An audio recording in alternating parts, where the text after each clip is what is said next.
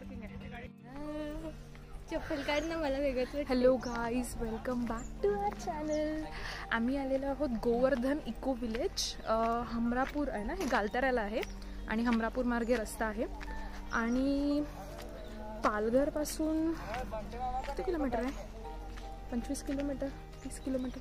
मी खाली लिहिते किती किलोमीटर आहे, पण मी मामाकडे आले, मामाकडून आली तर इकडनं 9 किलोमीटर होतं फक्त. माझे सगळे कझन्स आलेले आहेत, आम्ही सगळे बघायला आलेलो आहेत. आणि चला फटाफट चॅनलला सबस्क्राईब करून घ्या, कारण हा व्हिडिओ खूपच छान असणार आहे. कारण ही प्लेस खूप खूप छान आहे. हे सगळे आधी येऊन गेलेले आहेत आणि मी खूप ऐकलेलं आहे या प्लेसबद्दल. फायनली इथे आलेली आहे, तर सबस्क्राईब करून घ्या.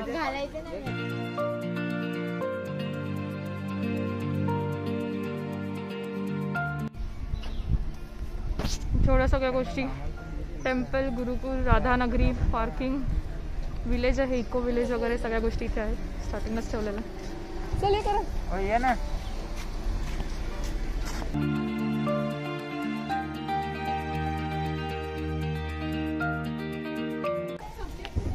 इथे काहीतरी शॉप आहे ऑर्गॅनिक.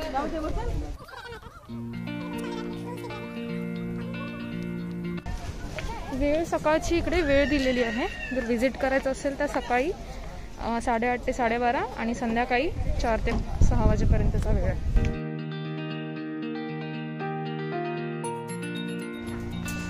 रजिस्ट्रेशन ऑफिस आहे मागे, तर इथे जाऊन आधी रजिस्टर करावं लागतं. इथे आल्यानंतर म्हणजे कोणाचं एकाचं नाव आणि टोटल काउंट, आणि त्याच्यानंतर टूर असतो 1-1 तासाने. तर आता आम्ही 4:30 झाले संध्याकाळचे, तर 5चा टूरचा टाईम मिळाला आहे. तोपर्यंत आम्ही मंदिर फिरू शकतो, म्हणून मंदिरात जाऊन दर्शन घेऊ. आणि नंतर ते गेट नंबर सांगितलं आहे 7, तिथे जाऊन उभं राहायला सांगितलं आहे. मग त्यांचे जे गाईड असतात, टूर गाईड, ते आम्हाला सगळं विलेज दाखवते.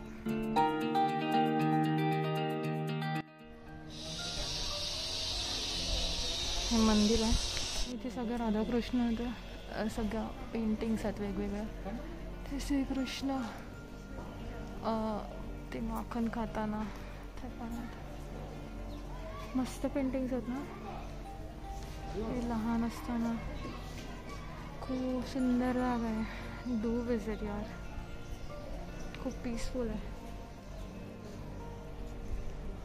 इथे तराजू आहे पूर्ण. आणि मंदिराचं आर्किटेक्चर पण किती सुंदर आहे.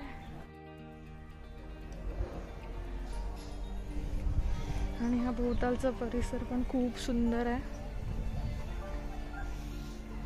आणि इथे पण हे त्यांचे वेगवेगळ्या इथे स्टोरीसारखं इथे ते कोरलेलं आहे. त्या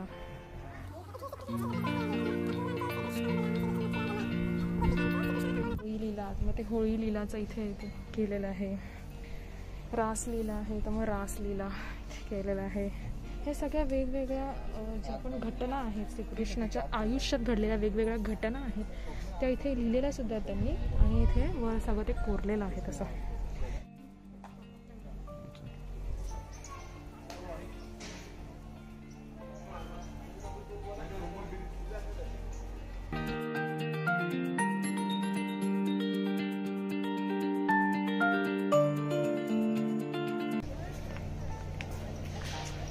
इथे कॅफे वगैरे पण आहे, मील्स वगैरे पण मिळतात.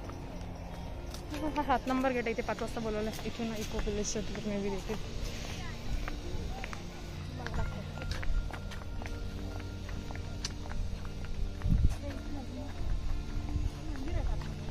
मंदिर आहे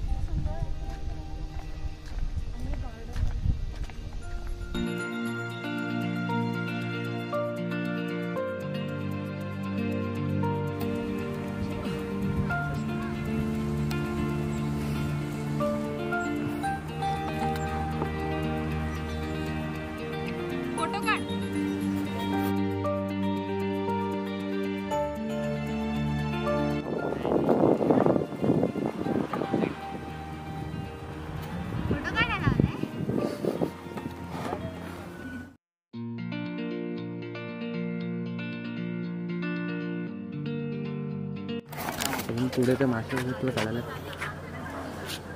वा,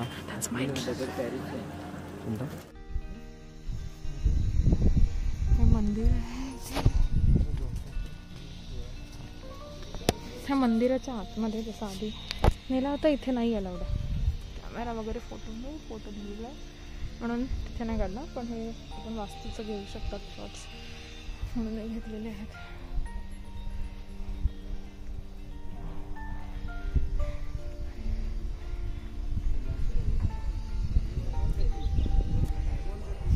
हे काय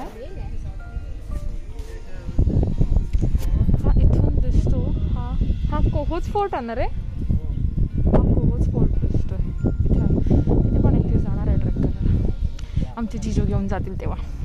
हा दादा आहे, दादा माहिती नाही, मी खूप सारे ब्लॉग शूट केले तिथे, उलटे सुलटे शूट करेल तर. मास्क काढ ना, दाखवू दे ना कोण आहे तो. हा दादा आहे, आमचा सगळ्यात मोठा भाऊ आहे, माझ्या मामांचा सगळ्यात मोठा मुलगा आहे प्रतीक, आणि हा त्याचा भाऊ आहे साहिल. मास्क काढ. हा कॅमेरा शाय कालपर्यंत होता पण आज नाही. साक्षी बस, अजून 2 जण आहेत ते खाली आहेत. जायचं व्ह्यू, हा व्ह्यू आहे पूर्ण.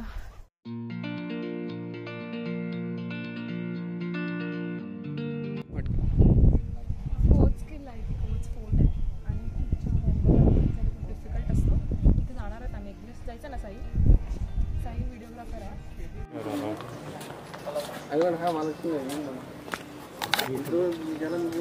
आम्ही इको विलेज मध्ये एंटर केलेलं आहे.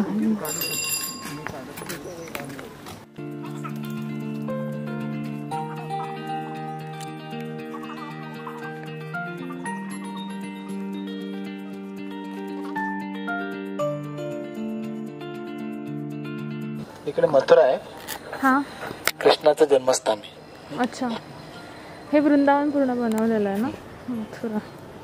ओके, इकडे जाऊ.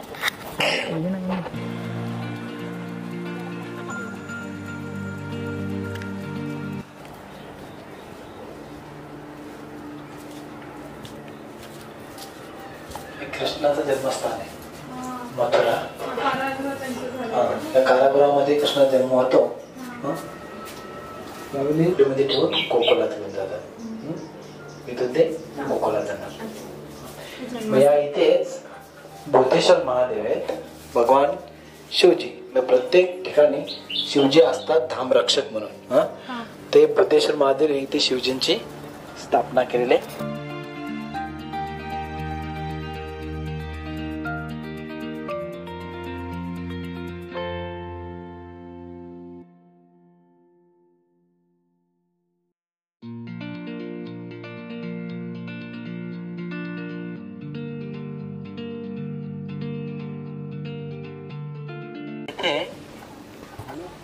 वसुदेव कृष्णाला घेऊन येतात. तर या यमुनेच्या किनारी येतात. त्या यमुनेला खूप पूर आलेला असतो. ही यमुना बनवली. इथे यमुना पूर आलेला असतो. तर कृष्ण यमुना देवी जी असते ती कृष्णाचं दर्शन करण्याचा विचार करते ना. मग तिला पूर येतो. मग ती कृष्णाचं चरण स्पर्श करतात, ओसरते. आणि मग याच मार्गाने वसुदेव गोकुलात जातात. मथुरेमध्ये पूल बांधले. ते मासे आहेत ना, ते एकाच ठिकाणी कसे काय झाले गोल फिरतात. पण त्याला आता मध्ये मध्ये ते एका जागी फिरतात. टाकलाय का तिथे? नाही, असं काय टाकलेलं नाही. मस्त.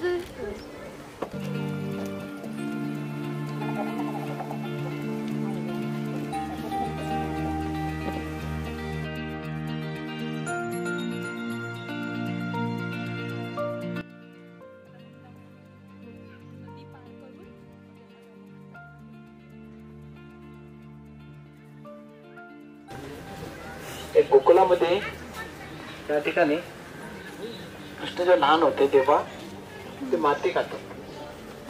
माती खाल्ल्याने यशोदा माता त्यांना विचारते, कृष्णा तू माती खाल्ली? यशोदा माताची माती खाल्ली नाही तर तोंड उघड. तर तोंड उघडल्यानंतर ब्रह्मांडाचं दर्शन, पूर्ण विश्वाचं दर्शन होतं त्यानं. म्हणून या ठिकाणी यशोदा मातेला विश्वरूप दर्शन दाखवलं, ब्रह्मांड दर्शन दाखवलं. म्हणून या नदीच्या या किनाऱ्याला ब्रह्मांड घाट असे नाव दिलं. हे ब्रह्मांड घाट. इथं ब्रह्मांडाचं दर्शन दिलं म्हणून ब्रह्मांड घाट झालं. आता इथे आपण पाहतो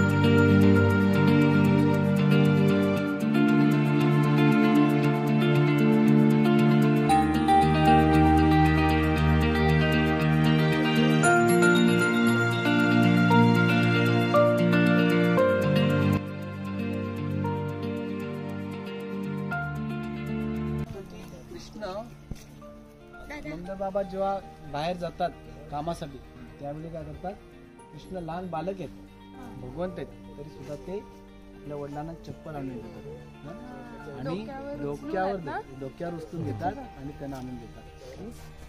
आई वडिलांची सेवा डोक्यावर उचलून हे आपल्याला दाखवून देतात. त्याच्यावरून ते दाखवतात. आणि आपण बघ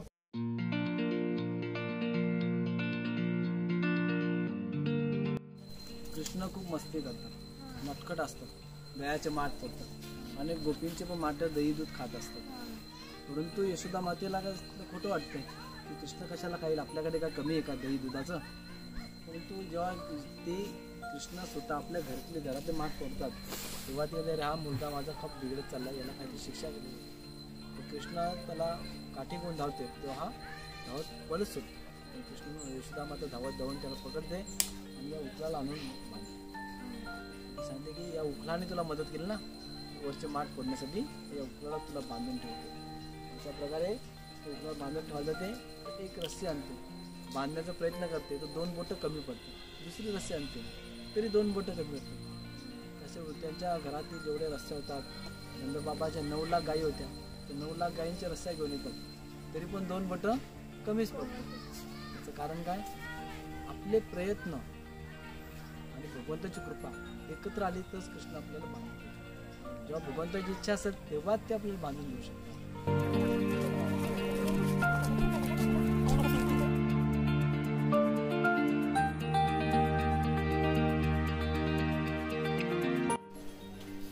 कालिया हा यमुनेच्या डोहात येऊन राहतो ना, आई बनून आले असते आणि आई बनून आल्यामुळं कृष्ण तिला स्तनपान पण करतात आणि विष पण सुचतात आणि तिचं प्राण पण सुचतात आणि तिला या वेळी ते मुक्त करतात. हा चक्रीवादलाच्या रूपात आलेला असतो. हा कृष्णाला तो अलगद हवेत उडून घेऊन जातो. परंतु कृष्ण वर गेल्यानंतर त्याच्या गळ्याला पकडतात आणि आपलं ब्रह्मांड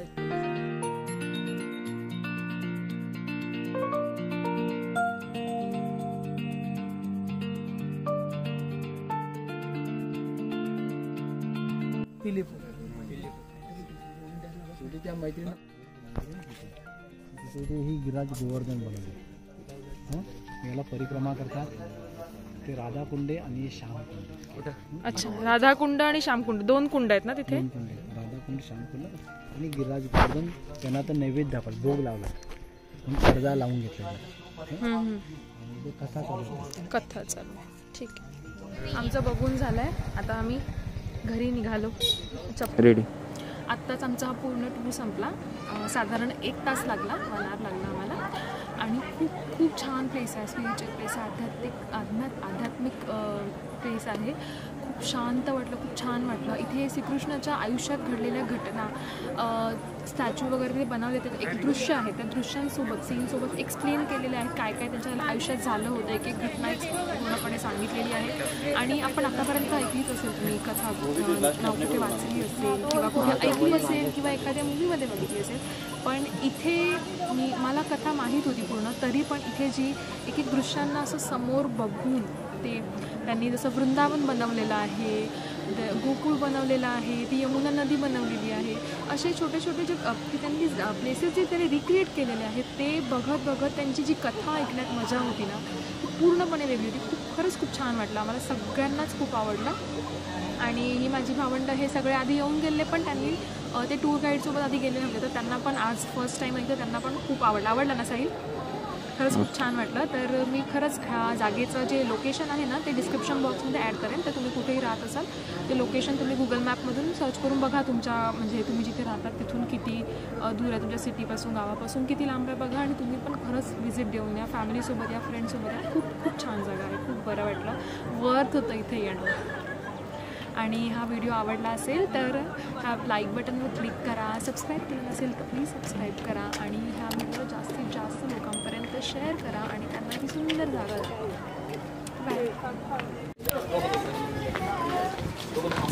संध्याकाळ झाली, लाईट्स वगैरे ते झालेल्या छान.